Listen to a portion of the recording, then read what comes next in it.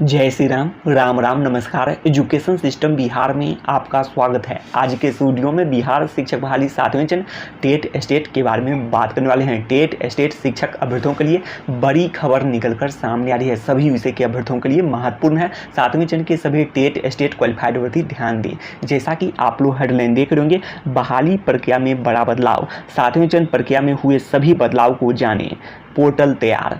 जैसा कि आप लोग को मालूम होगा, 7वें चरण की बहाली प्रक्रिया केंद्रीकृत और ऑनलाइन होने वाली है, तो इसके लिए पोर्टल तैयार होने की भी खबरें सामने आ रही हैं। और कैसे होगी बहाली प्रक्रिया, इस पर बात करने वाले हैं। केंद्रीकृत ऑनलाइन बहाली पर पहले बातें कर चुके हैं, आप लोग इस चैनल पर भी सर्च करके देख सकते हैं। केंद्रीकृत ऑनलाइन बहाली अर्थात सेंट्रलाइज्ड ऑनलाइन बहाली आप लोग को टाइप करने हैं, तो आप लोग को इस चैनल पर भी वीडियो मिल जाएगा। तो बातें कर चुके हैं, तो इस वीडियो में बात करने वाले हैं कैसे होगी बहाली प्रक्रिया, मेधा कैसे बनेंगे, इस पर बातें करने वाले हैं। किसके द्वारा मेरिट लिस्ट तैयार की जाएगी, तो आप लोग देख रहे होंगे पोर्टल तैयार हो चुका है। यह भी खबरें सामने आ रही हैं। पोर्टल के माध्यम से मेरिट लिस्ट बनाई जाएगी, तो पोर्टल के माध्यम से मेरिट लिस्ट बनाकर नियोजन इकाई को भेज दी जाएगी। तो ये खबरें हैं। तो अर्थात पोर्टल से मेरिट लिस्ट बनेंगे, शिक्षा विभाग, एक तरह से कह सकते हैं शिक्षा विभाग द्वारा मेरिट लिस्ट बनाई जाएगी। उसके बाद नियोजन इकाई में भेजने के बाद वहां पर नियोजन इकाई में ही डॉक्यूमेंट का वेरिफिकेशन होगा। जहां तक यही खबरें सामने आ रही हैं कि नियोजन इकाई में ही डॉक्यूमेंट का वेरिफिकेशन होगा। तो पूरी तरह से नियोजन इकाई का झंझट नहीं समाप्त कहा जा सकता है। पूरी तरह से नियोजन इकाई पूरी तरह से समाप्त नहीं हुई है। आप लोग देख रहे होंगे कि नियोजन इकाई का झंझट समाप्त, यह भी बातें सामने आ रही है। तो पूरी तरह से तो नहीं कर सकते हैं, लेकिन पोर्टल के माध्यम से मेरिट लिस्ट बन जाएंगे, तो एक तरह से कहा जा सकता है कुछ हद तक झंझट समाप्त है।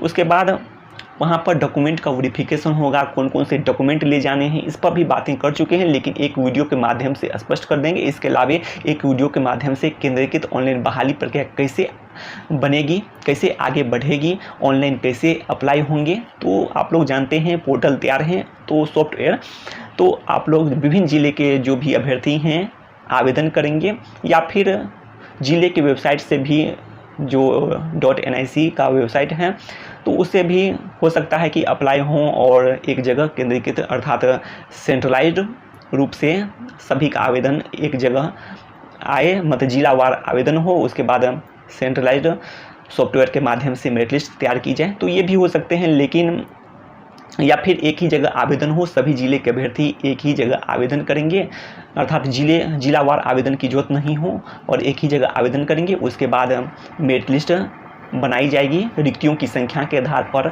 मेरिट लिस्ट बनाई जाएगी। प्रोविजनल मेरिट लिस्ट पहले जारी होगा, उसके बाद final merit list document verification के बाद ही बनाई जा सकती है। तो प्रोविजनल मेरिट लिस्ट में अभ्यर्थी की संख्या तो अधिक होंगे ही, क्योंकि बहुत सारे अभ्यर्थी डॉक्यूमेंट वेरिफिकेशन में बाहर होते हैं, दस्तावेज सत्यापन में कई कारण हैं, जिस पर पहले भी बातें स्पष्ट कर चुके हैं कि बहुत सारे अभ्यर्थी क्वालिफिकेशन में बाहर होते हैं। जैसे कि सोशल साइंस का ही मामला ले लेते हैं तो सब्जेक्ट कम्बिनेशन में बाहर होते हैं, कंप्यूटर साइंस का मामला लेते हैं तो कंप्यूटर साइंस विषय में बाहर होते हैं, जैसे कि क्वालिफिकेशन में बहुत सारी क्वालिफिकेशन है, स्पष्ट कर चुके हैं, तो इसमें बाहर होंगे।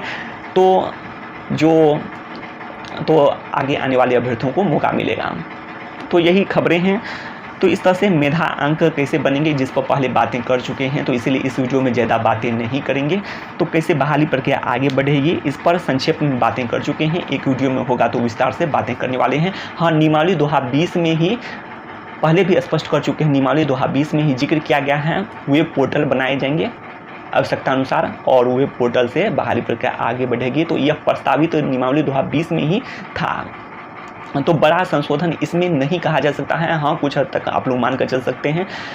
तो केंद्रीकृत ऑनलाइन बहाली कैसे होगी, तो आप लोग को पता एक तरह से चल गया होगा कि ऑनलाइन अप्लाई करने होंगे जिले के वेबसाइट से, या तो बाद में जानकारी दी जाएगी, या फिर एक ही जगह एक ही सॉफ्टवेयर पर वेब पोर्टल बनेंगे और उस पर आवेदन करेंगे सभी अभ्यर्थी। आवेदन करने के बाद जैसे कि स्टेट 2019 एप्लीकेशन लिया गया था, सभी जिले के अभ्यर्थी एक ही जगह आवेदन किए थे, तो ये भी हो सकता है।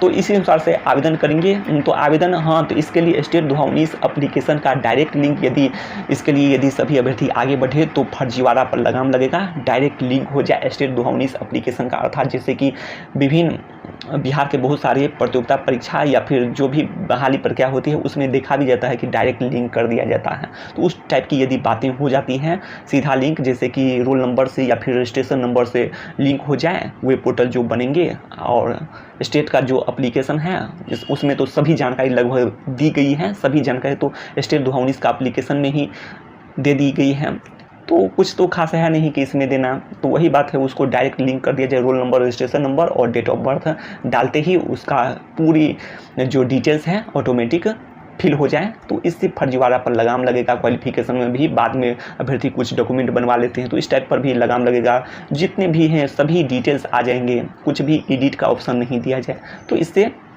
फर्जीवाड़ा पूरी तरह से लगाम लग सकती है। तो यही जानकारी है। तो जिले के वेबसाइट से हो तो उसमें थोड़ी सी समस्या भी हो सकती है, लेकिन यदि वेब पोर्टल तैयार हो जाए और उससे स्टेट 2019 एप्लीकेशन की तरह ही आवेदन हो, तो इस तरह से भी आप लोग समझ सकते हैं। स्टेट 2019 एप्लीकेशन के आवेदन से भी आप लोग जान सकते हैं कैसे बहाली प्रक्रिया कैसे ऑनलाइन होगी, तो उसके बाद उसी में मेरिट लिस्ट तैयार की जाएगी। तो यही जानकारी है मेधा अंक के अनुसार। उसके बाद उसको भेज दी जाएगी नियोजन इकाई में मेरिट लिस्ट तैयार होकर जाने के बाद।